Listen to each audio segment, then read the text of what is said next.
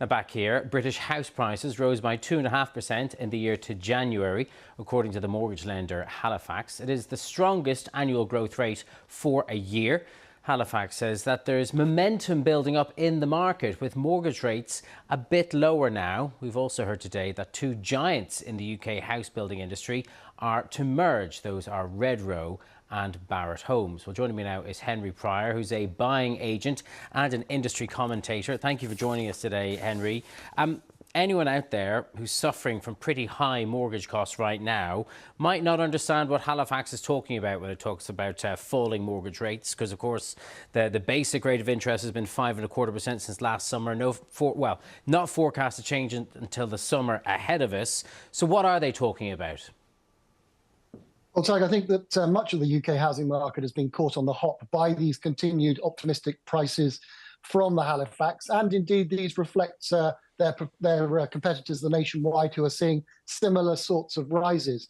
There were, as recently as the fourth quarter of last year, a lot of city commentators and industry specialists talking about house prices falling through 2024 as mortgage rates continue to bite and make continued pressure on borrowers, many of whom are facing remortgaging at much higher rates than they had originally locked in at.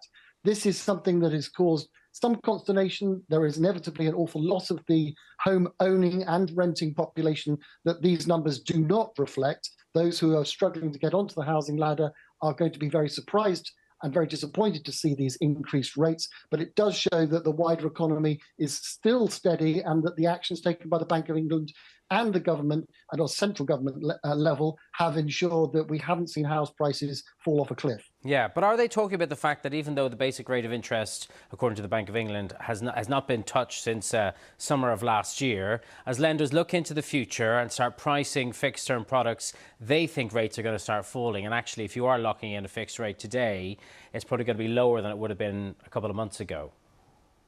Well, there's no doubt it will be lower than you had expected, but it's considerably higher than it once was. And what this underlines is that the era of uber low interest rates and the ability for people to borrow money to buy these capital assets has changed significantly. And most of the City of London is still expecting those rates to remain high. And that is going to bear down on affordability. And it is going to ensure that house price inflation doesn't take off, despite the impending election, which historically has always made the housing market in the UK sit and rest while we sort out our political future. Indeed. We've got a year of that ahead of us. Henry Pryor, thank you for joining us with that analysis today.